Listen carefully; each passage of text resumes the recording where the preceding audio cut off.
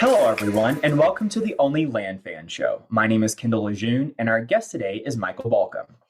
Michael Balcom is an innovative and tenacious land flipper. After making a living flipping items at garage sales and mastering the art of poker, Michael found his true calling in the land flipping business. With just 2 years of active experience, he's already built out an extraordinary team and has a couple six-figure deals under his belt. Michael's expertise lies in building strong teams and executing creative deals that have consistently led to success in the land flipping industry. Adept at adapting to new trends and technologies, he's dedicated to constantly learning and growing his skills. Before his journey into land flipping, Michael had an array of experiences, from performing in musicals to being a Disney Dreamers Academy champion, a real estate agent, and an enthusiastic athlete. He also spent time as a gymnast, musician, and a pickleball pro for about 5 years. This diverse background has shaped him into the person he is today, equipped with a strong work ethic and a passion for helping others. Michael, thanks so much for joining us. How are you today? I'm great, Kendall. Thank you for having me, man. What an honor. What a pleasure. Big fan of your show. How are you today?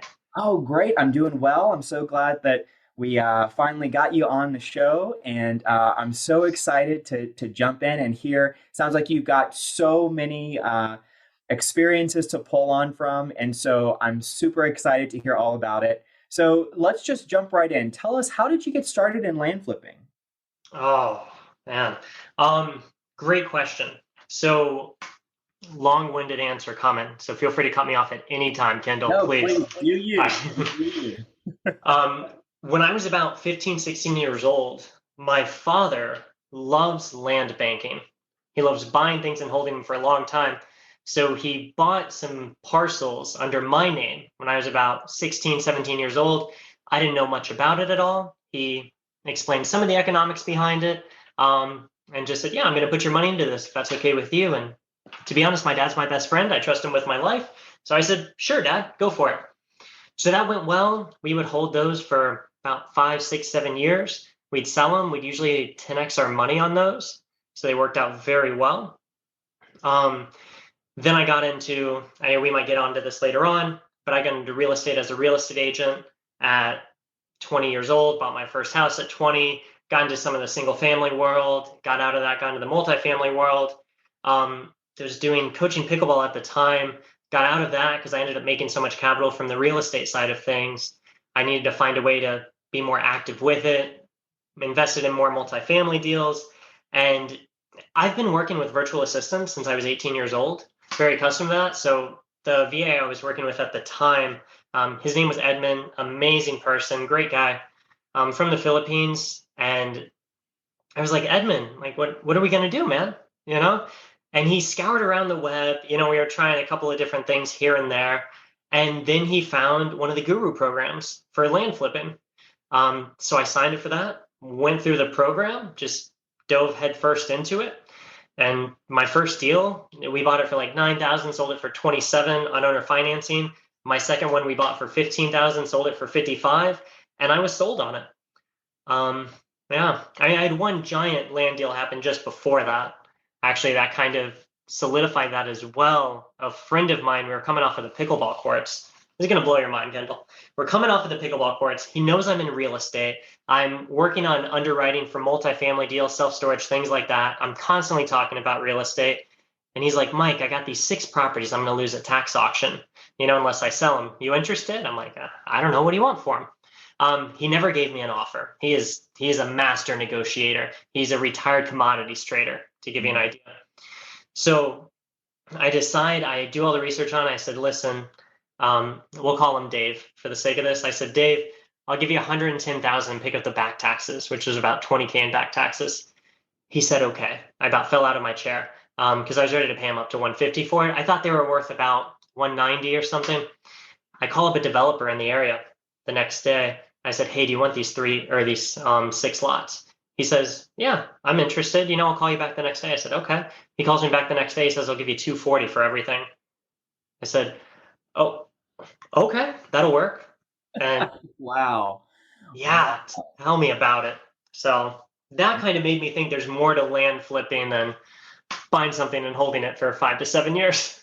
Sure. Well, that's one of the beautiful things about land is that there's so many different things that you can do with it, right? And so whether land banking is your jam, land flipping, subdividing, commercial, doing self-storage, whatever it is, there's so many different things that you can do with it, right? So you mentioned courses, and you mentioned that you had a course. How else did you learn? What was the course? Did you have a mentor? Did you have a coach? What was that learning process like for you? Yeah, no mentor, no coach. The program, I don't know if we mentioned programs on here. Um, the program was Land Academy. Mhm. It's a great program, teaches you great fundamentals. I have nothing bad to say about it. I think there's a lot more to land than just what Land Academy has to offer. But in terms of fundamentals, it's a great platform to start with. So I started with them. I was fortunate than other people in the land space because I'd been in real estate since I was about 20 years old. So coming into the land space at 28, already having a little experience land banking, understanding how contracts work, realtors, closing costs, all that good stuff, gave me a huge step up. And I just took in their material and I said, I can do this. And I just started sending out mailers, and one thing led to another, and I started having success with it and haven't looked back since. It's been great. That, that is incredible. I love that. I love that. Now, what types of land deals do you specialize in now? Oh, ones that make me money. I yeah, that's a good question.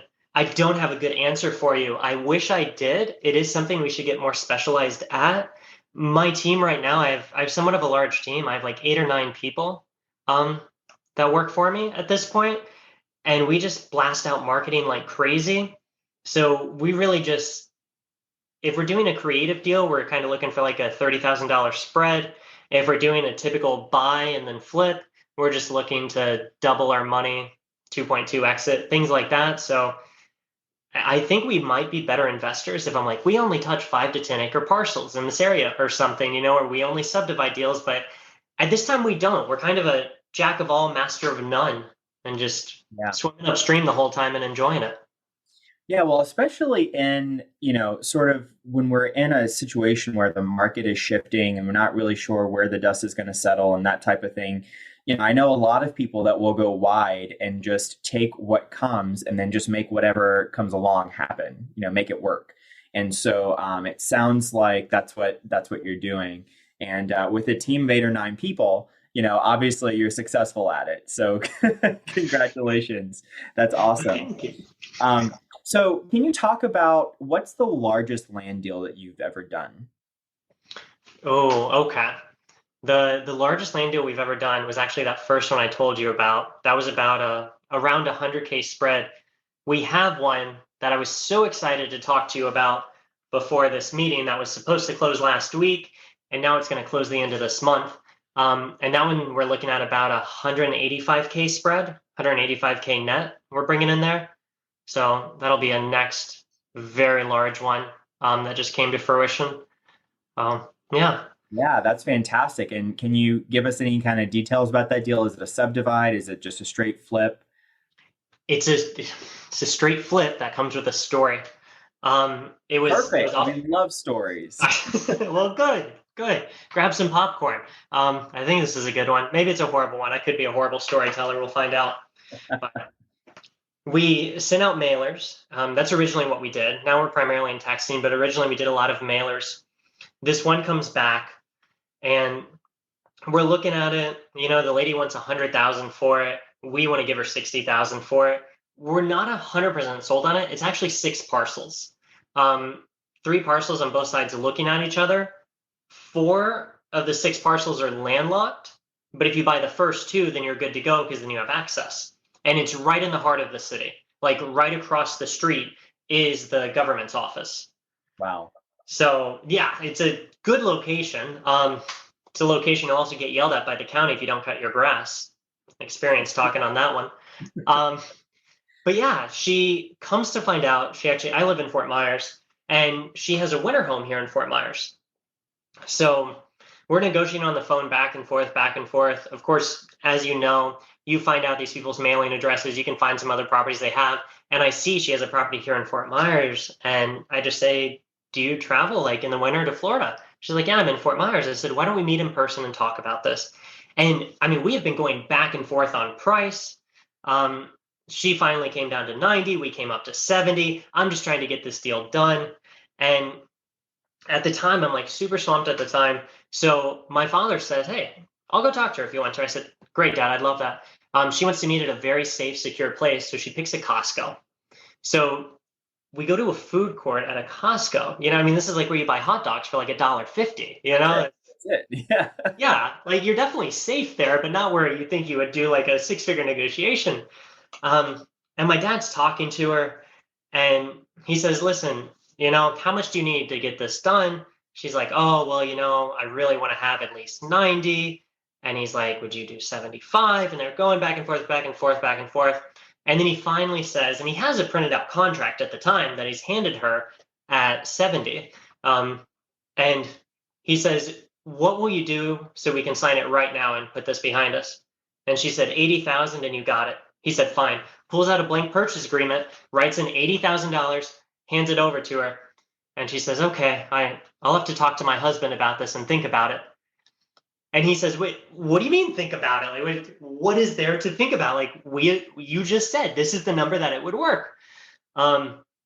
So she's like, yeah, but I need to think. He said, well, look, you can think all you want to, but once I walk out of here, like the deal's off. We're just moving on with our acquisitions, no more. And she's like, all right, well, I have to think about it. And he said, that's fine. Just, I'm going to go, and like, we're just going to move on. We're not interested anymore then if we walk out. And she said, okay. And my dad got up and turned around and walked toward the door. And guess what happened, Kendall? She stopped him. He walked right out the door. She never stopped him at all. No way. Yes way, dude. I couldn't believe it. Wow. Wow. Wow. Yes. I learned my negotiating from my father. Great tactic there, Yeah. Yeah. She calls us back up 2 days later, says 85,000, you got a deal. I say, fine, hang up the phone, send her a contract for 85. She signs it, and we're done. Title goes through nice and easy, no more hiccups, but it was a struggle getting this one under contract. It really was.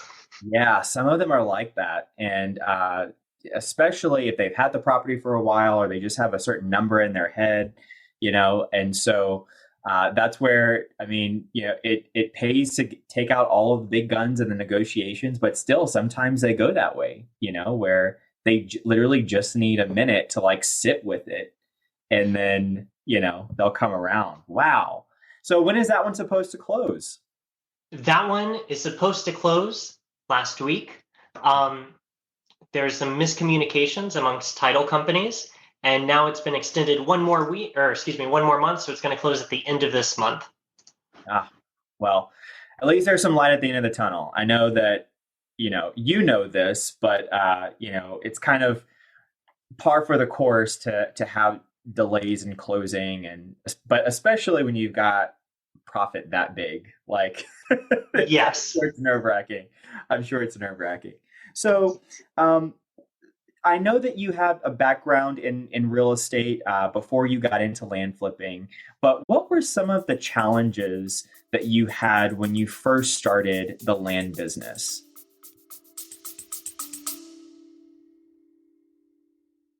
Hey, land fans!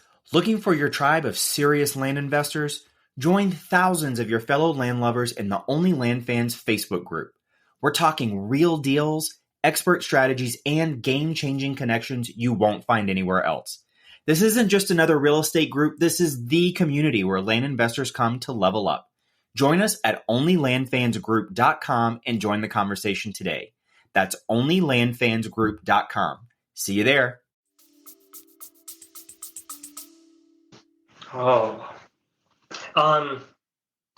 When you first start the land business, whether you're coming out of real estate or not, land is a different animal a bit. So there's things you're just not aware of. And typically in real estate, I assume 98% of people in real estate, they're just dealing agent to agent.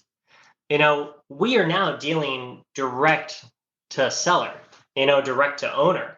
So now we're dealing with human emotions.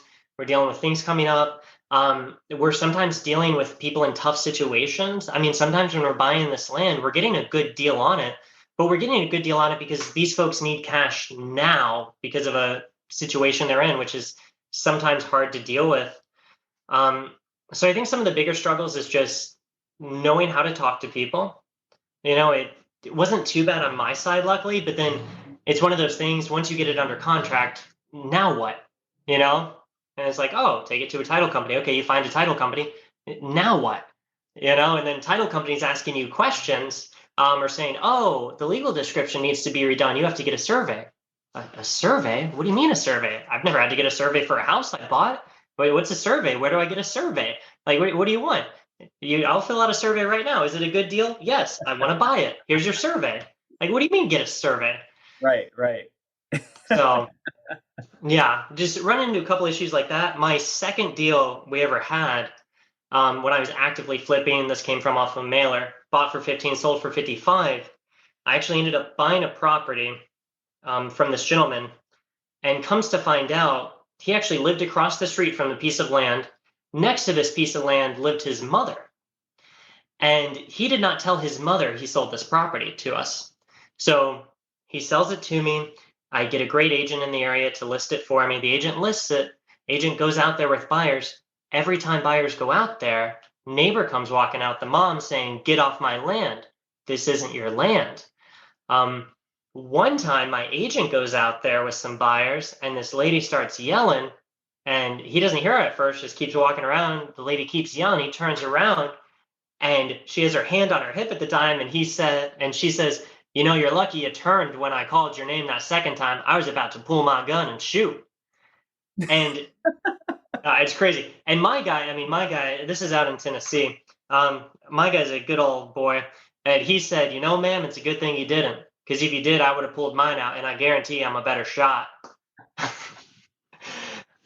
Yeah, Oh my that was gosh. interesting. Wow. Yeah. Things can get pretty heated, especially whenever you got familial ties and all that kind of stuff. Emotions get involved, that's for sure. So do you self-close on all of your properties, or do you use title company for every single thing? What's your approach to that? Oh, great question. We prefer to use title companies. We do. If a property's cheaper, usually anything like 25,000 and below, 20,000 below, a lot of times we'll self-close if they've owned it over 10 years. We might just pay someone on Fiverr or something to do a little title search, make sure everything, pans out correctly, and then we might self-close on those. Or especially if like a seller was willing to close, but they need to close in like 5 days or something. A lot of times we'll self-close then, but typically we like to use title companies. I would recommend using title companies. Just makes the transaction nice and smooth. It makes them feel better. It makes you feel better. Like last time we self-closed, we sent a mobile notary to the guy with a cashier's check, and the notary gets there and everything, and the guy, he looks at the check, he looks at the paperwork, he says, how do I know this check is real? And the notary says, oh, well, I don't know. I don't know the guy. Of course, like I got him from 123 Notary. And they ended up actually driving. I use Bank of America. They drove to Bank of America together, and actually asked the teller, "Is this check real?" Wow. So I think with issues like that, it just puts everyone's peace of mind if you use a title company. You never Yeah. question a title company. So Definitely. Yeah. And they can do all kind of great things like, hold money in escrow. You can get deposits directly to title companies. As a matter of fact, we don't even touch deposits or anything like that. It just all goes through a title company. So, yeah, thanks for sharing that. What about funding your deals? Do you use all of your own money? Do you ever raise funds for deals? How do you go about doing that? um, good question. Before I answer that, though, I want to say one more thing about title companies. Yeah. I, for everyone listening to this, title companies get a bad rap because anything that goes wrong in a transaction is always on the title companies. And as Kendall just said, title companies can be so good to you. So what I would recommend, there's a title company we almost exclusively use in Tennessee. Every time we have a closing, we send Chick-fil-A to the office, and they love us. If something's going wrong with a deal, they typically don't even tell us. They just get it figured out, and they go above and beyond for you. So keep in mind, while it's easy to sit back and say, no, this is your job, like close the deal. You're a title company. These are real people. They deal with high emotions all the time. Typically, title companies are dealing with the largest assets people have because typically title companies are dealing with houses.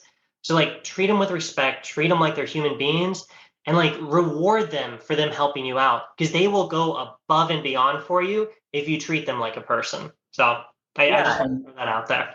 absolutely. And you mentioned above and beyond. I had a mentor very early on in my real estate career tell me, title companies, their business is to sell title insurance. So anything that they do with a closing, outside of they typically have, their attorney underwrite things, but anything outside of that, that's really not their job, right? And so they're doing it as a service. They're doing the closing and all of the closing services as a service, but their real business model is selling title insurance. So, I think a lot of people get into the habit of thinking, oh, I submit my contracts to the title company and then it's hands off. So I love that idea. I mean, we do something very similar. We don't do Chick-fil-A, but that's a really good idea. But yeah, take care of the title company because they can really help your deal go a lot more smoothly and they don't necessarily have to, you know? So anyway, that's really, really great advice. That's great advice.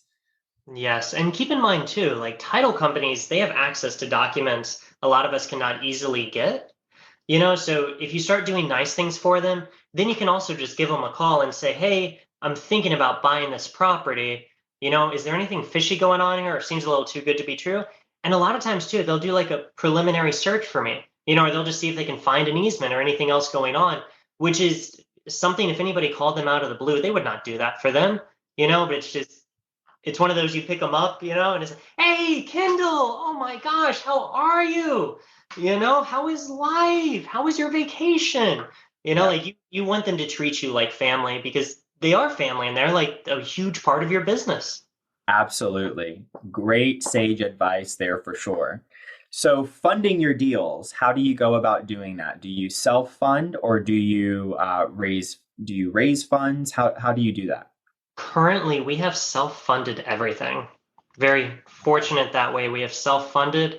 A couple of times we were a little bit closer on things, and then we did some creative deals with it. But as of now, we've never used anyone else's money. That's 99% true. The only reason I say 99% true are there two properties that I've bought before. My dad's like, "Oh, I really like those properties. I want those." So we gave him the deal. But those are more he's greedy and likes them. What am I gonna say? No to my dad? Like, come on. Um, Right, right. I love yeah, it. I love it. but That's awesome. So you mentioned earlier that you actually got one of your very first really large deals just by someone that you knew outside of real estate. So, we know I'm also a licensed real estate agent. And so we always know that that's a very big part of the business is constantly connecting with every single person that you possibly can about real estate. So in your current life, what do you tell people if you're out, at a restaurant or something, you strike up a conversation and someone says, "What do you do?" How do you answer that question? I'm a real estate investor. Nice. Yeah, that's always what I lead with because that's what I am. I'm no longer a licensed real estate agent. I let that lapse because I was tired of disclosing it. But I tell them I'm a real estate investor. They typically ask me what I mean by that. And I'm fortunate enough to have some single family underneath my belt that I've done, some rentals there. I invest in some multifamily, some self storage, ground up developments more passively now. So I'm able to talk a wide range of real estate. But when I say, yeah, but I mean, 99% of our business now is just flipping vacant land. And they look at me like I'm crazy. And I say, yeah, like I'm just a dirt flipper. It's not sexy, but it's lucrative and I love it. Yeah, Um, yeah, yeah. no, that's fantastic. I always find that is an interesting question because so many people have different answers for it. So it's always interesting to kind of see what the sort of what the frame is that you set whenever you talk to other people outside of real estate. So, um, do you JV on deals often, or what's that like in your business? No, not often. We've JV'd on two or three deals. Yeah, that's pretty much it. Primarily, we're just doing our own thing. Do your thing. Very good. Very good. So, question that I like to ask everyone on the show. There's been lots of talk about the market shift and all of the different changes that are going on. Where do you see the market going now? And what are you doing to thrive in the upcoming market shifts? Yeah, great question. Um, where do I see the market going? I don't know, and truth be told, I kind of don't care. Mm. And the reason I say that is I keep trying to fix it, but like I just cannot get my crystal ball to work, Kendall, no matter how many times I try. I work on that sucker every day. It doesn't work. And I say this too, when COVID first hit, I do truly believe we're due for a recession. I do. I don't think we're due for an 08, 09 recession, but I do think we're due for a 10 to 20% recession. We were due for that recession, economically speaking, when COVID hit to begin with.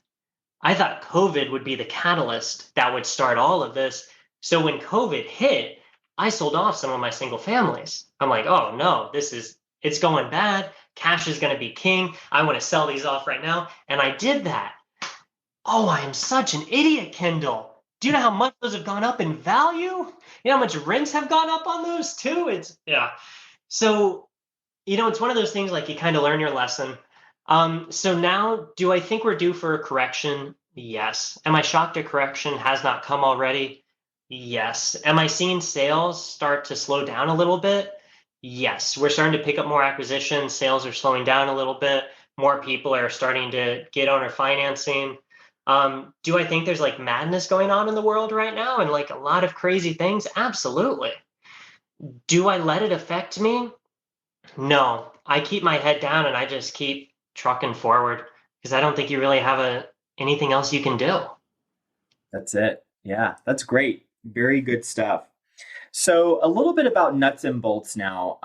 Can you talk a little bit about what markets you invest in and how do you pick a market to target? Um, yeah, markets we invest in. I will say Tennessee is our bread and butter. So we primarily do most things in Tennessee. We've messed around with Georgia. We have a couple of things here in Florida. Um, we've done some in Virginia. I think we did one time in Ohio. We're now messing around in Texas and a group I'm involved with you in.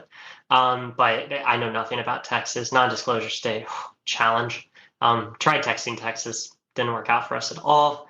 So primarily we do Tennessee for most everything that we do. That is our bread and butter. Great. And so, how do you choose Hmm. which markets to target? Yes, I knew there was a follow-up question I was missing there. Um, Targets that we choose, a lot of it's fundamentals. What's the average days on market in an area? What's the how many properties are listed compared to how many have sold in that area over the last year?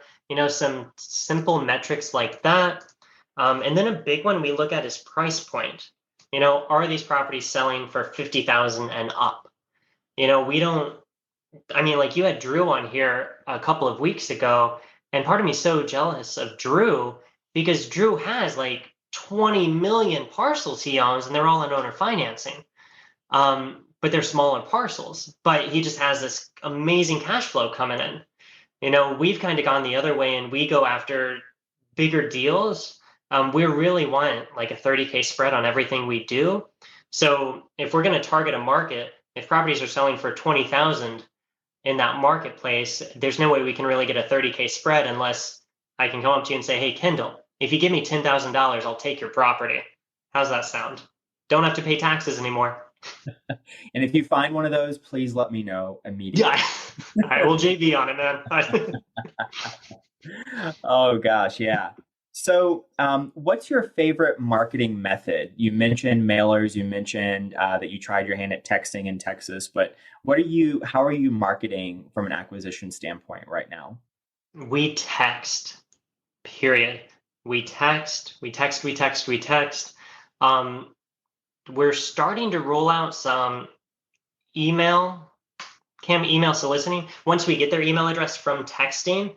But primarily, we've just texted. We send out 2,500 texts a day. I have an amazing team to help manage everything. So we're hitting about 75,000 texts a month. And that's primarily what we do. Once we get to the point where we've sent them a contract, we have an intensive 4-day follow-up campaign that follows that just to make sure they have it, and that is a call, a text, an email every day for the next 4 days. Then we put them on a longer term drip after that. And actually launching next week, we're going to start cold calling some of our list as well, some markets that have been good to us. I think mail is great. I started with mail. Mail's been really good to me. Just mail's expensive.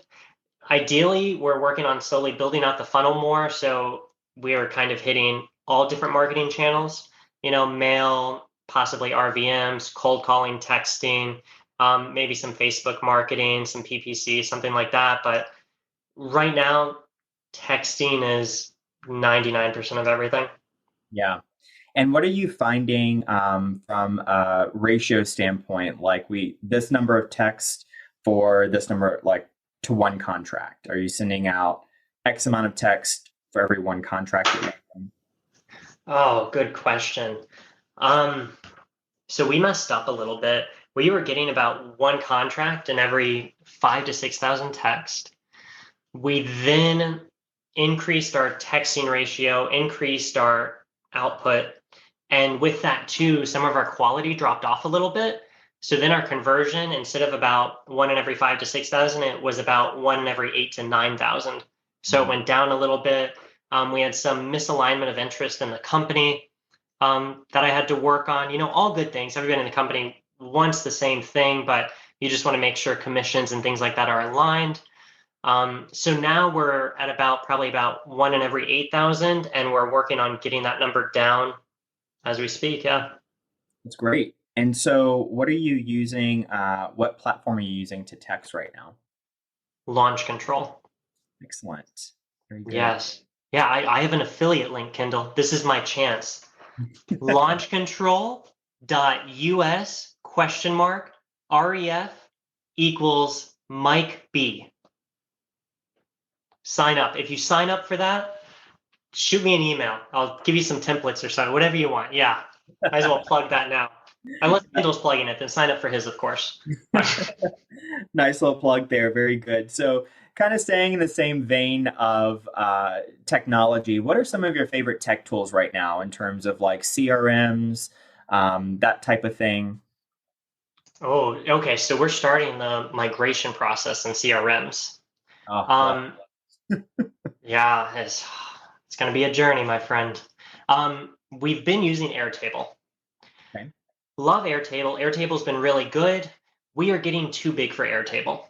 Airtable limits you on the number of rows you can do, and it also limits you on how many uploads you can have. So what I've been doing is I have my team take snippets and everything of properties and throw them into Airtable. If they have a great conversation or a horrible conversation with the seller that I need to take a hold of, they put that into Airtable. They've started uploading everything that now I've beat my upload limit. We've upgraded before on Airtable. We're starting. Oh, sorry, I have a clapper in my room. My light just went off. Anyway, we're starting to get to we started going over the limit. They haven't kicked us off yet, but they're about to say we need to upgrade. When they do that, the next upgrade we have is Enterprise. Do you know how much Enterprise is, Kindle? I don't. I'm not familiar with Airtable at all. Okay. I don't know either. It's the only one on there where they don't put the price on there. The price for everything else. And that's really scary. Yeah. Yeah. So something big is coming. Something is coming. Got it. Yes. Got it. So Yes. what are you migrating to now? We are going to migrate to Notion. For those of you who don't know about Notion, I would highly, highly, highly recommend it. I use Notion every day in my everyday life for taking notes, and just for storing different documents and things like that. Notion's amazing because you can put tables within tables within tables. A mutual friend of ours has his CRM on Notion, and it is out of this world amazing.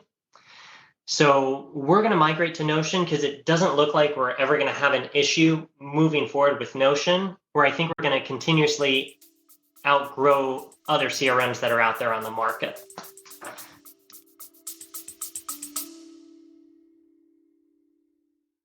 Listen up, land fans. This is huge. We're bringing you the one and only Pace Morby, star of A&E's triple-digit flip and the mastermind behind $450 million in real estate deals. He's coming to our virtual meetup on Thursday, December 5th to share how he's applying his creative financing genius to land deals. Head to olfmeetup.com to save your spot today. That's olfmeetup.com. This is the kind of opportunity that changes everything. Got it. Yeah. And so staying in the vein of technology, do you use any type of AI for your business right now? Yes. Yeah, primarily. So we use Discord to communicate back and forth. We use Slack for a bit. Now we use Discord. I've I have a subscription to ChatGPT. I love it to death. I could talk to you way too long about that. I think there's some amazing AI technologies coming out there. Some we've messed around with. A big problem I think with AI right now is so many things you can implement in your business is really shiny object syndrome, and it's taking away from actually putting money in your pocket. So I have to be very careful with that, ADH brain all day. So we use ChatGPT. I've used that for a lot of our marketing material, listing properties, verbiage, things like that. I integrated it. For a long time, ChatGPT was only available in first world countries. So I had a guy in Fiverr implement my ChatGPT API into a Google Sheet. I think now there's just a Chrome extension for that. But before they had that, I had to pay somebody to do it. And they were able to do that. So now my team's able to use ChatGPT for anything and everything. And my executive assistant who handles all the emails, she uses ChatGPT for every email going out. I think she has another extension that's built on top of Chat that she uses as well to help write things, but primarily we are very bullish on that. I've introduced Bard to my team. I've introduced you.com to my team. So I think what's really important is, like, I love Chat myself, but I want to give my team a lot of different tools and technologies they can use because, truth be told, I trust my team with my business. They're the lifeblood of it. They do an amazing job. So I just want to introduce and show them some really cool, amazing things that they can use in my business and in their personal lives if they want to. Absolutely. Yeah, that's fantastic. So what are some of the main deal breakers for you when you're looking at a property, or maybe even looking at an area? Like, what are some deal breakers for you as far as when you're analyzing deals? Yeah, deal breakers. First biggest deal breaker. This is gonna make me sound so bad. Biggest deal breaker is spread. Like, is there enough spread in there? Is the juice worth the squeeze? So that's the first deal breaker. After that, typical ones, access issues. We rarely buy landlocked properties or do anything with them. It's just, I know people in this business that buy troubled properties and they make tremendous amounts of money fixing those troubles. I'm not that patient. I don't want to fix troubles. I don't like trouble. I got enough problems. Just having a team of 8 people, like, I love them to death, but enough issues come up with that already. So for me, we like regular properties. If there's really bad slope, we'll start to mess around with it. But typically, kind of our rule of thumb is if we think the spread's good, we get it under contract, and then we call up some realtors to see if they can kind of help us or let us know, is there something in the area that we're not able to find through our own due diligence? Excellent. Very good. So your bio mentions that one of your areas of expertise is creating and building strong teams. So, what are some of the pieces of advice that you would have for people who, let's say, they might be a one-person operation and they're looking to start building a team? What type of advice would you have for them? Do it. Do it yesterday. Yes. So it's interesting. So a lot of people do turn to me in terms of hiring VAs, how to go about it. I've done presentations before on it. Happy to help any of your listeners out with this. But a couple things to keep in mind. So a lot of people think, oh, I don't want to hire a VA because they'll cost me money. They're a business expense, and they're not. They're usually a business asset. They're actually going to bring more money in the door. So keep in mind, majority of people you hire, they're not going to be as good as you at a lot of the tasks in this business.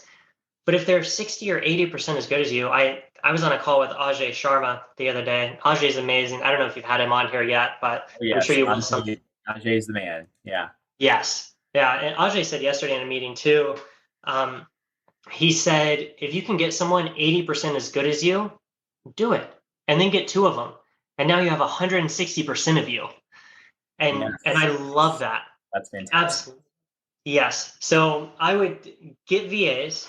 I would recommend hiring like two at a time for the same task and kind of testing them against each other a little bit, or just making sure they're both competent of it. Because the issue is the first time you ever hire a virtual assistant, you're not going to know. You might think they're great, but you don't really have anything to compare it to. So I would recommend highly getting one. I would either your first hire should either bring someone on who can immediately bring in revenue to your business. So don't hire someone who's like a social media marketing expert. Hire someone who can pick up the phone and call, who can scrub a list for you so you can send out more mailers, or who can text on your behalf or call on your behalf, something like that. I would either do that first or look at the thing on your to-do list that always gets put at the bottom because you just don't want to do it. You hate doing this, whatever that said thing is, whether it's talking to sellers, doing due diligence, looking up demand in an area. Get rid of that biggest hatred you have on your to-do list first. So I'd recommend one of those two, either someone who brings in money into the business or something you have to do in your business that you absolutely hate doing, and let them do it. Oh, that's Yeah. what I would do. And then once you have that, measure it. You must have KPIs in your business. What is measured is accounted for, and it also reminds them how important it is. So we have a lot of different KPIs in my business, and every day, all our VAs fill out an end of day report. At the end of the week, we get together. We have about a 30-minute to hour presentation where we all go around. We talk about something great that's happened in our personal life since last week, because we're all humans at the end of the day. Like, forget about the land business. I want to know, how are you as a human being? We then talk about what's going on in the business, what's good, what's bad, what needs to be worked on. And then we go over everyone's KPIs as a whole, and then we're able to see, and I conditionally formatted it so it all pulls in automatically. So I could have a meeting like that right now and everything would be up to date. And it just shows, were all your days green or were they red? If they're red, you didn't hit your KPIs. What happened this day? And sometimes life gets in the way. Sometimes different systems, programs, or platforms we use just don't work or operate. So it's okay, but it's a good way to keep them accountable, as well as you understanding what's going on in the business. Because if you don't measure it, you may think someone's doing a great job and they're not, or vice versa. You don't think someone's really doing a good job, but it's just because they're scared to talk to you because you're the boss and you pay them. They're scared to say anything to you, but really they are like a rock star. They should be running your business, not you. So you have to look at those. And you have to treat them like human beings. A lot of people think just because you're paying someone $5 an hour that they're just illiterate or they can't do something as good as you. I will tell you, most people on my team are smarter than me and they're amazing at what they do. And I'm so blessed to have them, and I know about their families' lives and things like that. And I treat the people on my team the same as I do title companies. Like, one of ours just came up on her 1 year and we sent flowers and a cake to her, for her to enjoy, and her husband enjoys it. They have like a 1.5-year-old daughter, Elise. She's just adorable. She sometimes on our Zoom calls makes a guest appearance. So it's just like learn who these people are, be kind to them, train them, realize they're going to be hesitant to ask you things or talk to you about things. So you really want to make everyone comfortable. I'm constantly telling my team, if I'm about to do something stupid, tell me. Like, I don't have all the answers. You guys are in the trenches more than me. What are your thoughts? What are your insights? What could I do to lead you better? What could make me a better manager? Like, please, like, just talk crap to me, like, just tell me how bad I am because I want to do better for you. I want to do better for us. And something I do in my business too, the way I hear most people have their VA structured right now is that whenever they get like a deal signed, they give them like a little bonus there, 50, $100, whatever. And I had the same thing happening in my business for a while. Anytime we got a deal under contract, it was a $100 bonus to everyone on the team. What ended up happening is next thing I know, we are getting contracts signed left and right, left and right, left and right, which at first you think this is great. And then you look deeper at these and you're like, oh, this is not a 30K spread, but you're looking at their comps. Well, their comps are for the 5 most expensive properties that sold in the last 50 years. And I'm like, no, no, no, no, no, no, no, this won't work. So what I did recently, and I don't know if any other investors doing this, maybe everyone is, I'm just not aware of it. I actually give them a percentage of net profits that the business makes every quarter, and they can see that. So we actually have a little goal sheet that we have set up, and it shows where we are in our goal and comparison to where we want to be for the year. And then around that, so it's just a little graph, and around that graph is what everyone will do with their bonus that they end up making throughout the year. So our goal for this year is to bring in $3 million in revenue. If we hit that, each person on my team will make $20,000. $20,000 can be life-changing money for us in the States. When you're in Pakistan or the Philippines, that's like winning the lottery there. And it's beautiful to hear what these people want to do. Some of them, they want to build a home so they can take care of their parents there, and they can live on the second floor and then their extended family live on the third. One of them, Alizi, our texter, she's incredible. She wants to become a graphic designer. She's asking me how to get into graduate school in the States. She wants to put some of the money back into investments, just become like a free individual, what am I looking for? Like a powerful woman. There's a word, I don't want to curse on your podcast because what I'm thinking of, I should not say aloud. But anyway, just like a strong, independent person out there. She wants to take care of her family. They don't have health insurance in Pakistan, apparently. So she wants to make sure she has enough. If anything was to ever go wrong for her family or for her, she wants to be independent. It's beautiful. Another person, they got married at the courthouse steps. They couldn't afford to have an actual wedding. If they make this money, they want to have a proper wedding and they want to go on a beautiful honeymoon. And it's amazing. So by seeing that and by putting that on a board with everyone around it, A, everyone sees where we are in the goal. B, they see what everyone else around them is going to do if we're able to achieve this goal. And even if we get halfway, then they're going to get half of that goal as well. So it's great. So it also reminds people we all have those days we don't want to go to work. It's just life gets in the way. I don't want to work today. And then I look at that goal board and I'm like, wow, Kendall wants to be tanning, on the island of Brazil. Like, I got to make that happen for Kendall. He needs that tan. No, that's a horrible example, but it just reminds you, like, we're a team. We're in this together. So maybe I don't want to show up today, but I'm showing up for you, because you want to make this happen. And I know you show up for me even when you don't want to at times. And I appreciate that. And I will do the same for you. Absolutely. Yeah, that so many gold nuggets in that. But I'm right there with you.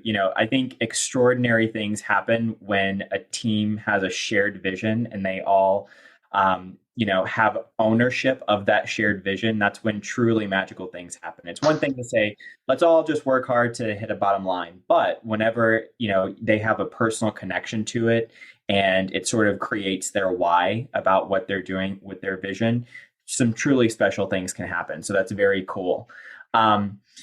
Shifting gears a little bit, what do you think no one is talking about in the land industry that we should be talking about right now? I don't think AI is being talked about enough in the land industry. Um, I think it's talked about in every industry right now except for land. And land's more like good old boys type stuff. So I think maybe that's why a little bit it's not as talked about. I think that should be more heavily talked about and true like ways to implement it in your business. Um, I also think not enough creative ideas are talked about, different ways to structure deals. I think a lot more of that can be out there. One thing I love about the space, I do feel like, is it's a very open space. If you deal with like wholesalers from houses and everything, they're very cutthroat. They don't share as much information. Or I feel like the land people are a lot more open with it. So I think more people just need to ask for help. A lot of these people that have been in the business for a bit, like myself, like I'm happy to help someone else out, and even if it's they're coming to me, if it's like, listen, this will take a lot of my time, like I'll help you out, but I need a piece of the deal, but you're not going to know how to do this for the rest of your life after we partner on this together. I think that should be talked about. I think funds should be talked about more. I do think that'll be the future of the land space eventually. It just makes sense because right now, like you mentioned, deal funders earlier, and I'm sure, I mean, as you know, of course, a lot of these deal funders, they only fund deals that, you can 2x your money on. If you're buying it for 50, selling it for 100, so they're going to make 25K, you make 25K, which is great. But like if you look at institutional investors, you look at a lot of people that'll invest in large funds or the stock market or anything else, they're looking for like a 8 to 10% return, maybe 16% annualized return after the course of 5 years, 7 years. We're in the land space. We offer people phenomenal returns to fund deals. So I think over time we might see more institutional investors come in or more funds get started to take on that institutional money, just to create a win-win for everyone. Because I mean, like it's almost disgusting to be honest with you, Kendall. Like my father will bring something up to me now, like, "Hey, I think we should buy this property. I think in 5 years it'll triple its value." And I'm like, "Dad, that's a waste of money. I can buy this property here and double my money in under 6 months." And like, how disgusting is it that I don't want to triple my money in like 3 to 5 years? It's like, no, if I can't double it in 6 months, I don't want it. Like that's horrible. Like what is wrong with us? I used to just invest in the stock market passively, be happy with like 10 to 12% a year. Now I'm like 10 to 12%, that's horrible. No, don't waste my time. Get out of here. Right. Yeah, absolutely. No, and as you were talking, I could definitely hear a lot of that multifamily experience coming through. Um, and so it is very interesting whenever you start just comparing, what are the different tolerances in the different niches. It's so interesting. It's so interesting. So that idea of blending things together, I think is really fascinating. And of course, when you've got a multitude of diverse experiences, it only helps to be able to borrow from that one and borrow from this one and create something new. So that's always something that's so exciting to me, for sure. So what would you consider to be your superpower? Oh, superpower. When I watch your podcast too, I know you're going to ask this, and you would think I'd have like something ready for this. I really should. This is horrible. I I think my superpower, I I am a huge fan of delegating. I am like one of the laziest people you will ever meet in your life. I'll work hard to build systems and I'll just delegate it out and move on to the next. I will delegate forever. And I'm fortunate enough that most of my delegations end up going to people that can handle things way better than me. And just builds more of a system and a team and then just being compassionate to one another, like really creating a good family system. Like my team that I work with, like they are my family. I know a lot about their lives and they know all about my personal life. It's not just like I'm the boss, you're the employee, do what I say, period. It's like, how are you? How are you feeling? Like I know you were sneezing the other day. Like, how you doing today? How was Ramadan? How was Eid? How was um the Palms, something of Palms. I don't know, something going on in the Philippines a couple weeks ago. I'm learning about all these international things, but I think delegating, finding people to work well together, like really building a good culture. Because now we're to the point we hire more for culture than we do for ability. You may be the best caller in the world, but if you come into my business and you're a Debbie Down and you're bringing down everyone else's morale in the business, either A, you're going to work in the corner and not come to any of the team meetings, or B, I'm just going to say, listen, Kendall, I think you're great. I can recommend you to some other investors if you would like that. Maybe they just need one person on their team, but you can't be a part of this family. Yeah, So culture is huge. Culture, shared value, shared vision, all of those things, I mean, really make or break teams, you know. My background, many of the people that are listening to this know that I was a band director. I did lots of work with building student teams and lots of student leadership things. I've given lots of student leadership clinics and consulted on different teams. And I think that that is one of the most overlooked components when it comes to entrepreneurs building out their teams. A lot of times I've seen so many people build just for talent, like getting the talent on the team. And don't get me wrong, talent is important, but you can always train skills, right? And it really comes down to how are those people fitting and aligning with your personal values, with your core values, with the value for your brand. Because especially when those people are, when those people are interfacing with your customers, with your sellers, and with your buyers, I mean, you want to make sure that they're representing those values as well. So super important. I'm right there with you. Who are some of your favorite entrepreneurs or business owners that you follow? ooh. Um, yeah, I have a couple of entrepreneurs that I'm very big fans of. I don't want to say their name because I don't think they would like that. When I used to be a pickleball pro, I ended up working at an extremely luxurious country club. Like this country club has an airstrip on site, just to kind of give you an idea. So some of the people, like the average net worth there was probably about 50 million. The median was probably about 20 million. And a lot of these people own multiple high rises. Some of them are large glass distributors. They run very big companies. They create or run manufacturing plants with items we use every day. And so many of them are self-made and some of the kindest people you will ever meet in your life. I think so many people have this idea of like, if you're rich or you're wealthy, you must just be a prick or a jerk or just like slit everyone's throat to get to the top, dog eat dog world. And these people are not. I mean, I will sit down with someone who has a net worth over $100 million, and we will look at a duplex I'm looking to buy for like 220,000.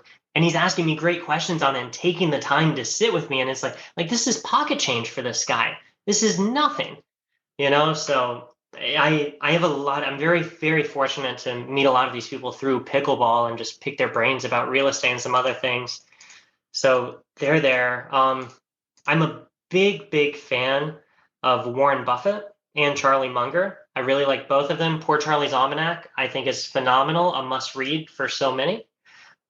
I love Warren Buffett. I love to make money.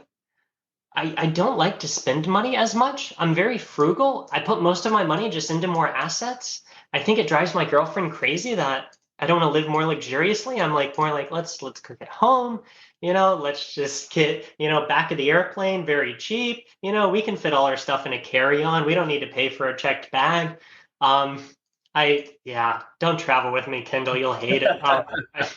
But I mean, I will say every year I do splurge. I go out of the country for a vacation every year for about 2 to 3 weeks. But besides that, I try to live well, well, well below my means. And to me, like it's just a fun game. And I'm always very envious of people like Warren Buffett, who, I mean, he still lives in the same house he grew up in Nebraska. Like this is a small little thing. I think it's as big as my place. I'm gonna start telling people that my house is as big as Warren Buffett's. If they don't know, that sounds amazing. Uh, Um, but yeah, I like those guys as well as Richard Bronson. mhm. Screw it, just do it. Like I think massive action cures everything. So, and I'm definitely a big fan of just taking massive action. Action can fix everything in your life. Stay positive, stay upbeat, take action. That's very good. I think I need that like on a shirt or something. You Yeah, need you trademark that, Michael. love it. What is the biggest surprise you've had so far on your journey in the land space? Um, oh, I even said I wasn't going to talk about this on the podcast, but asking me a question like that, I got sued last year. Um, It was the wildest thing that's ever happened to me, just because I bought this property from this lady. I sent her a letter. I sent her a letter for, it was about 15,000. She signed the letter, sent it back. My letters, at the time when I was doing letters, they came with purchase agreements attached. So I'm sending them a blind offer off the bat. She reads my letter. The first page explains everything that's going on. I'm going to buy your property. We're going to close in 30 days or less. Um, I send that to her. She signs it, sends it back to me. I call her on the phone. Um, we'll call her Daisy, not her real name, but I call Daisy on the phone. I'm like, hey, Daisy, I got your letter and everything. Everything looks good. I want to let you know I'm going to send this to the title company. You should be hearing from them next. She said, oh, that's great. Thank you so much. I'm really looking forward to it. I said, I am too, Daisy. I'm glad this is able to work out. You'll hear from the title company soon. You have a great day. Call me if you have any questions. She said, oh, you're so sweet. Thank you. I will. I said, great. Send it to the title company. Title company, they call me back. Michael, hey, got your thing. Hope all is well. If you want to change it up from Chick-fil-A, that'd be okay. Ha ha ha. So I'm like, all right, I hear you. I can do something else. And they end up closing the deal. Everything's fine. Everything goes through nice and smooth. Then I call up my realtor in the area. I say, hey, just bought this property. Can you sell it for me?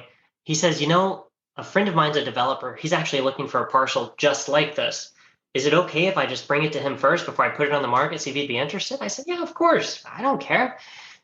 He calls me back up the next day, says, my friend's interested. He'll give you 55,000. I said, done. Write it up. Send me a contract. He said, great. He's a developer. He wants to close in 10 days or less. I said, even better. And in my mind, this is going to be like the fastest deal I've ever turned now. I'm like, oh, this is awesome. Just turn and burn super quick. Great spread, easy deal, no hiccups. We go to close on it now. I own it outright, bought it normally through title company. We go to close on it through the title company.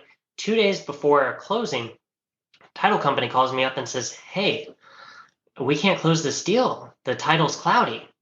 I said, wait, what do you mean the title's cloudy? Like I bought this literally a week ago. This is my title company. You can call them. They said it's nothing to do with your title company. This lady got an attorney to write a letter of intent to rescind the warranty deed. And that was put on top. Never heard of this before in my life. So the title company tells me, I said, this is really strange. What's going on? My realtor calls me saying, hey, what's going on? Did you buy this with fraudulent activity? I said, no, I don't know what to do. I call up title insurance. A couple of nuggets coming out here. Title insurance is going to take a while to get back to you. So I get to title insurance. I think it was like Fidelity National. There's only like 2 or 3 insurers out there. I think it was Fidelity. So Fidelity sees everything. I'm waiting for them to get back to me. During that time, I get a summons in the mail. I'm like legit getting sued here, Kendall. And I'm like, this is scary. I've never been sued in my life. And I read through the summons, and she's claiming that she had a UTI and did not understand what she was doing at the time, and that I took advantage of her, and this was elderly abuse, and I forced her to sign this contract and buy it from her. And this is all news to me. Yeah, this blew my mind. And Daisy seems so sweet on the phone. She has my phone number. I wish she would have just called me. Because I would have just given it back to her and said, listen, cover the closing costs, but you can have it back if it's a big issue or something. I don't know what's going on. But yeah, she did this. So I get a summons. So I have 3 weeks to respond to the summons. So I'm waiting on title insurance, waiting on title insurance. A week before I have to make a formal response, title insurance says, oh, well, it looks like she's claiming you bought this with fraudulent activity. So that's before title insurance comes into play. So we can't help you out here. You need to find an attorney. I said, okay, let's find an attorney. This is biggest golden nugget for all of your audience if you ever get sued. Most real estate attorneys are not litigators. Most of them do not go to court. In my mind, at least, when I talk to an attorney, he'll go to the courthouse with me. That's what attorneys do. That's what we see on TV. Wrong. Most real estate attorneys work in title offices, or they just help with, deeds of trust, doing trustee sales, setting up wills, doing things like that. They won't actually go and fight on your behalf. So I'm calling all over the place to find an attorney that can actually help me. I finally do end up finding an attorney that can help me. We go back and forth. Takes 8 months to get this deal sorted out. We come to find out during this time, she got an offer from another investor right after she closed with me for 60,000. So she wanted to get it back from me, sell it to that investor. We ended up finally settling with her. We deeded her the property back in exchange for 55,000, exactly what I was going to sell it for. And at this time, she ended up juicing up that other investor. Then she sold it to that investor for I think 65 or 70. And it was just like 8 months of stress going back and forth with this attorney. Really like a big waste of time. And now a deal that was supposed to be 30 days in and out is now, I think it like was 8 months altogether. Learned a lot more about the court system. Learned real estate attorneys are mad expensive, but they can do a good job. So yeah, that's definitely like biggest surprise, Kendall. Wow. So Daisy was cutthroat. Like she she had knives out. My God. Okay, so I will tell you, this is 100% hearsay, 100%. Oh, all right, real quick, we got a question from the audience. How much did the attorney cost? I think the attorney ended up costing about 6,000, 6,500 when was all said and done. But yeah, Daisy is cutthroat. She just goes for the jugular. I'm talking to my realtor about it and says, wait, this is Daisy Jones. Not her real name, of course. But I said, yeah. He's like, oh my gosh, let me call you back in a little bit. I said, okay, whatever. He calls me back a little bit. He's like, I knew that name sounded familiar. There was a big court case 3 years ago about a husband that went missing. And it was actually this lady's husband. And a lot of people think she killed him. But it was never proven in court. I swear to you, yes. Yes. And I'm like, Oh what my is going God. on? Like, this lady, I mean, she was much older and everything too. And I'm like, what did I just get myself into? Daisy's such a sweetheart. No, Daisy, like, yeah. Now, this is not to say she is a murderer. I don't know. It was never proven, or anything else. But I'm like, whoa. But Wow. That yeah, is insane. Well, that sounds like you got a very good education, right? In terms of yes. the system and title insurance and all that. My gosh. Well, I'm glad that that worked out for you. I mean, I'm sure that there were, stressful moments in that, but I'm glad that you got away with it, and everything is good. Everything is Yeah, got away with it. You make me sound like a criminal, Kendall. I didn't get away with anything. Everything I did was by the book, my friend. No, you I'm got just kidding. you got away with your sanity. You got away with your life. You weren't an article somewhere of like, hey, missing real estate investor. I I love it. Yes. Man, Yes. that's And I crazy. will say too, coming out of that, lawsuits are not as scary as they seem on the surface.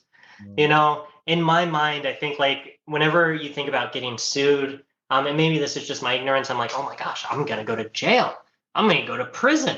It's like, no, it's not that bad, but they can start to pierce the corporate veil or things like that, come after some more assets. So definitely want to work on asset protection. Don't ask me how to do that. We're still working on it ourselves. But yeah. Oh, somebody here in your chat just said, oh, you bought property from Carol Baskin. I love it. Yes. Wow. I was thinking this sounds really familiar. Like we're like entering Tiger King country here. That's Yeah. really interesting. Oh man.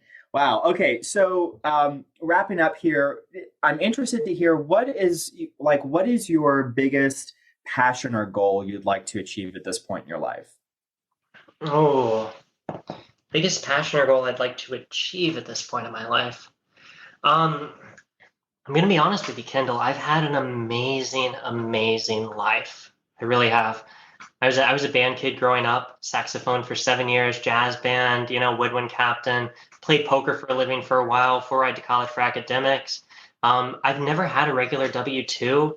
So biggest things I want to do is continue living in like this amazing life, what you want to create, you can create. And I've created something great, very lucky. Wasn't born with tons or anything, but just was able to do this and had family that loved me, cared about me, and educated me. So I want to continue enjoying life to the fullest. And really too, like it touches me deeply what my team wants to achieve if we're able to like hit our goals and everything. And I kind of like really want to see them achieve it.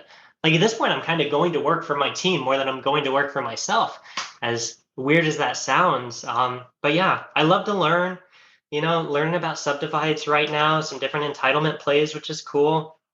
And yeah, just keep enjoying the ride, and hopefully I'm able to like make a difference in people's lives. Our business motto, like some of our core values in my team, is right now we're a little over 4 million homes short in the US. We have a big housing crisis right now in that regard. And really, like, it all starts with us. Like, show me any piece of real estate that doesn't start with land. And you really can, unless we start like talking about the metaverse or something. So, and I don't see anyone living there. So for me, like, I think it's actually really important what we do, because we're creating like more housing, more opportunities for people to live there and everything else, especially like if you can buy on a discount and even sell on a discount, or even if you're selling for retail, but you're selling on terms, giving someone a chance to buy something that they couldn't have afforded through the bank. Maybe they can bring a mobile home there, manufacture, do something. So I love that aspect of it. I was a Boy Scout growing up. I'm an Eagle Scout. I love getting outside, so offering land to people for that reason, and really just like seeing my team achieve their goals. We brought on a new closer. She has some amazing things going on in her life. Love to just be able to give back to her, and really those on my team. Yeah. That sounds incredible. Yeah, it sounds like you're building a really amazing community in your organization. So, congratulations, kudos to you for that. That's really awesome. So, can you talk a little bit about? I don't want to end the interview before we get a chance to talk about your bio says that you were in some musicals. So, I'd like to hear a little bit about that. What's your background in musical land? This is going to be the sign off. My first ever podcast appearance, and these are the musicals I was in. No, yeah, I've been in a lot of different musicals. From Peter Pan. I was the Tin Man in Wizard of Oz. The probably one of the biggest shows I did was at the Naples Players. Shout out to them, an amazing community theater in Naples, Florida. And they put on productions that would give Broadway a run for their money. All right, maybe not, but at least off Broadway a run for their money. And I did a show, Anything Goes, with them by Cole Porter, Mhm. which was incredible. Learned how to tap dance going through that show, which was fun and exciting. Never tapped since. But yeah, a lot of different shows there. A lot of different plays. My favorite play of all times, Almost Maine. If you ever get a chance to watch that, highly recommend it. Love that play to death. My minor's in theater. I love improv. Actually worked for an improv group at one point. They pulled me up on stage as a random audience member. They liked me so much. They invited me to join their improv group, and I did. That was just a blast. Wow. Um, but That's yeah. incredible. We'll have to have an off air conversation about that. I'm a huge musical theater fan as well. My very first musical was West Side Story, and it changed my life. I got to play in that pit orchestra, so that was really incredible. But I could talk for hours about musical theater. I won't right now, but we definitely do need to have a conversation about that. So, I just want to thank you so much for giving to us today. You've been so generous. How can we give back to you right now? What resources or connections are you looking for currently? Oh, great question. I'm going to hold you to it, Kendall. There's a couple of things. So you pinpointed something that I think is so important in the real estate world. I think it's important in the world in general, is to have an amazing community. Last week you had Peter on, and Peter's amazing. He said, he wants to meet more people. Um, I want to take it a little bit of a step further. If you want to learn more about the business, whether you're just starting out in the land business, or you have some traction going on there, you want to get better. I've been talking to my team about this, and we're actually more than happy to like take on some interns, teach people kind of how to do the business, how we do the business, how we view some things. And in return, they're going to work for us and everything, and we'll teach them how to do the business, and they'll become a part of our community. And these people too, if they just have different talents to bring to the table, whether they can call people, whether they're good at marketing. My social media account is non-existent. If they're wizards at Notion, since we're going to migrate over there, would love someone there, transaction coordinating, if they're great with AI, anything like that. Like, feel free to shoot me an email. You can meet me at meet, at landbh.com. So that's meet at landbh.com. Or feel free to like drop me a line. Most people don't take you up on this. You offer for people to call in or text. So I'll throw my Google Voice number here. It's 813-773-5631. If you call that, I'm not going to answer. I'll tell you now. But if you text me, I will get back to you. So yeah, we do that. And then actually today I was just talking to my closer about it. I think continuing education is very, very, very important. We have internal sales meetings. Well, we have internal meetings with the whole team every week. Different departments are meeting to discuss different things. And I was talking to my closer about it because a friend of mine recently contacted me saying, "Hey, I want my VA to be better at sales." And I'm like, "Well, you should have like internal meetings with them." And he's like, "I don't have time for that." I'm like, I can understand that. So what I think we're going to launch now is actually we will train your VAs on how to handle phone calls, how to close deals, how to handle common objections. So if that's something you want to learn, feel free to, text me, call me, drop me a line or something. And, we can get you hooked up with that. I mean, we're just starting. Like, this is an idea that happened today, Kendall, shiny object syndrome all day. But we're already doing it for our own business. So why not offer that to others around it? And I think that would also grow the community. It would make some of my VAs feel better too, because I think sometimes it can be intimidating. They're coming in. Our closer, she's American. She's phenomenal, and they're coming in there, with some accents, things like that. So I'd love to get like some other VAs, for them to kind of have some breakout sessions, do some role playing, and just all learn together. So yeah, if you want to learn the business, hit me up. If you have some kind of skills you can bring to the table. We brought on an intern about 6 months ago. It changed his life a little bit, taught him a lot about real estate. I met with him some to teach him about real estate outside of the land space. And in return, he made calls for us and he learned things like that. And he was a great caller, great at what he did. And my team loved meeting others around. But I will say the reason it worked out with him, he asked me what I did. And I said, I flip land. He's like, but what does that mean? And he started to dive into it. And I said, listen, dude, this is what I do. I text people. I tell them I'm interested in their property. I start talking to them. If it works out great and everything, we decide a price to buy it from. If they agree, I send them a contract. They sign. I buy the property. I turn around and sell it, maybe fix it up a little bit, but then I end up selling it. He said, oh, that sounds great. Can you teach me? I'm like, I don't have a ton of time. He's like, I'll work for you. I'm like, all right, let me think about it.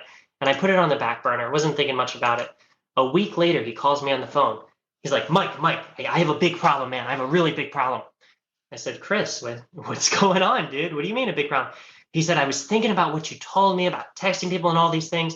So I bought a list off of Fiverr and I texted all these people on my phone and they're asking for offers. And I don't know what to do, man. What do I do? Which I was like, this is my kind of guy. Way to take massive action, man. I love it. I said, okay, send the leads to my team. We'll analyze them all for you. We'll take it off your hands right now. If any of these close, we'll just give you all the proceeds. But, and I'll start showing you how this works. But like the guy took massive action. He really wanted to learn the business. He went out of his way to do it. So I said, listen, you want to intern with me? Do it. I'll teach you the business. If you get any deals yourself from calls, I'll give you like 5% of them or some of the net on it. And I'll teach you how to do this business. And along the way, we taught him about how to do subject twos, which is more in the housing space, taking over someone's mortgage. Different things in the real estate space I've just learned over time. And it really worked out well. So now, since you were kind enough to invite me on your podcast, I was thinking, like, what is my ask going to be? Like, what could the community do?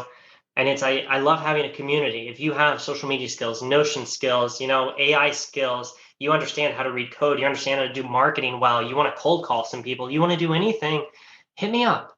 We'll work it out. I can meet with you. I'll probably meet with like a group of you for like an hour a week or something. I'll teach you what I know. You can help my business as well, kind of get a peek behind the curtain a little bit, meet my VAs. And yeah, we can see if we can do something from that. Or like it'll just crash and, maybe you'll have me on like 6 months later and I'll say, man, that was the worst idea ever, Kendall. But we tried. But we tried. That's it. All right. Well, I want to thank you so much again, everyone, for joining us. Michael, thank you for being so generous with your time. In the chat right now, my assistant Riri has put in, you can check out our OnlyLandFans podcast on Apple, Spotify. There are the links there. You can join our Facebook group on onlylandfans.com. Also have YouTube channels, so we have an actual video version. If you like watching the video version of the podcast, we have that on the YouTube channel as well. That link is there. So again, Michael, thank you so much for joining us. Very excited about all of the things that you're working on and looking forward to seeing how things shake out for you. And thank you everyone for joining us. Have a great week. We'll catch you in the next one. Until then, be great and see you then.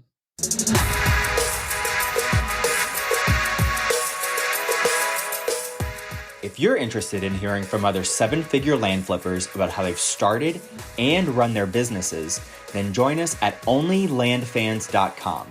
Looking forward to seeing you there.